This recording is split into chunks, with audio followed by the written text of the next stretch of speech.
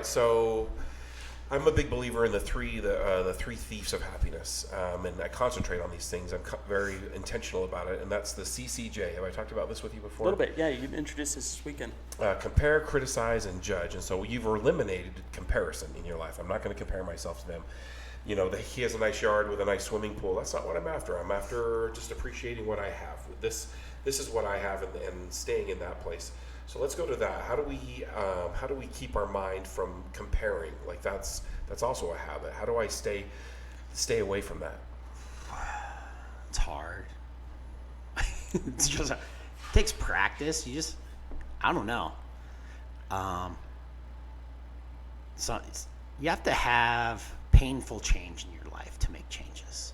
So something painful or traumatic has to happen to you for you to make true change and give you true motivation, something to redefine your perspective of this world. Sure. Mine was I've experienced a lot of loss in my life. I lost both my parents way too early. I was 20 years old when my dad passed away.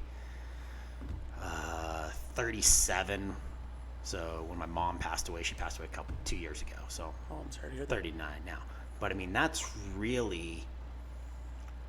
I sat the last few months of her life with her, and she had cancer that literally is horrible. She had melanoma. She had a mole on her arm, on the inside of her arm right here. And she's like, I should probably go, that one looks weird. I'm going to go get that one checked out. So they biopsied it, like they'd done other ones before, except for this one came back as melanoma. So then they inject dye, and they're like, oh, it's in these 8 lymph nodes. Okay. And they remove those, and then it just goes on from there. But literally a mole, and 2 years into the process of her thinking she was doing okay, it got into her brain. And they literally said, yeah, all these treatments, you can just stop. So we spent the last couple months of her life just going over everything and maybe really focus on what was important. And the not caring what people had comes a lot from, I had to clean out this house that she'd been in for 25 years. And it's like, no one wants any of this shit. It's just shit. It's just shit. And I mean, we have family stuff that's 10 generation old furniture. I mean, we had a Victorian style couch that was from the Victorian era. Oh wow. And so it's like, but where does that go in today? I don't have a sitting room.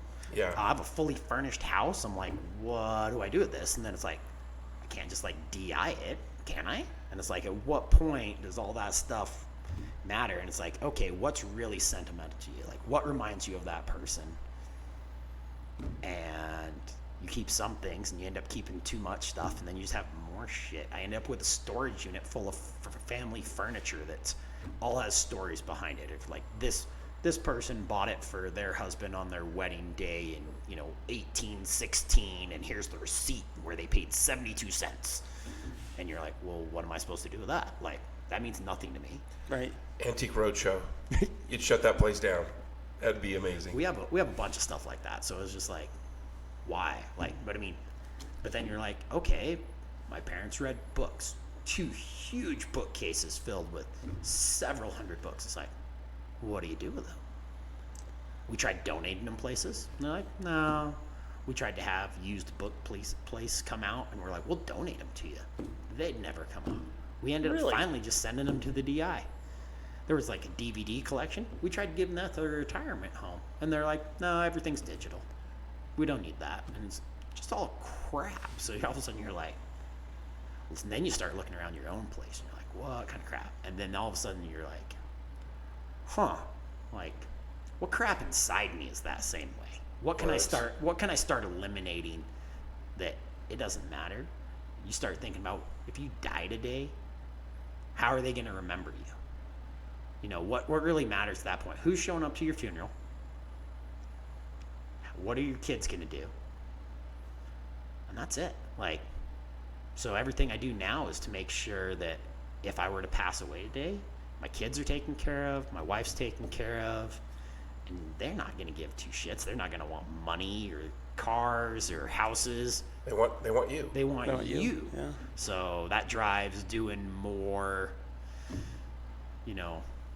spending more quality time with the family and the people you care about, which also then you sort through, same thing with friends, and be like, which one of these friends are just the crap in my life? That they're there and I wanted them there and they're there, but in the end it's like, why are they there? What value do they provide? Yeah, or do I provide them? Like, what's the exchange of energy here in this relationship? It becomes very important. I had this epiphany when I turned 50, and it changed my business, it changed my personal life, it changed a lot of things. So it's interesting to hear you, young man, saying this, that in your 30s you're having this kind of this waking up of like, what matters?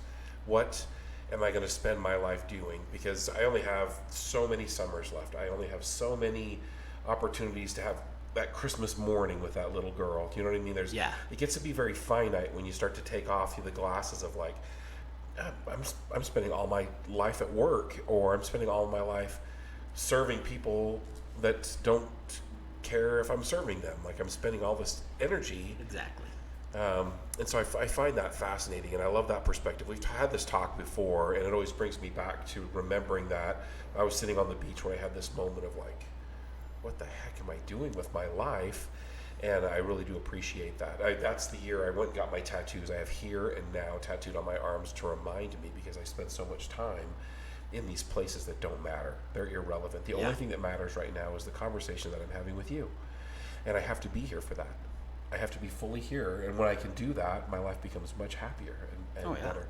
I like the perspective of who, I guess you would call it legacy is the word that we would use. Like, how will this affect my family and my wife and my children? Like, what really matters in their life? And it's not stuff.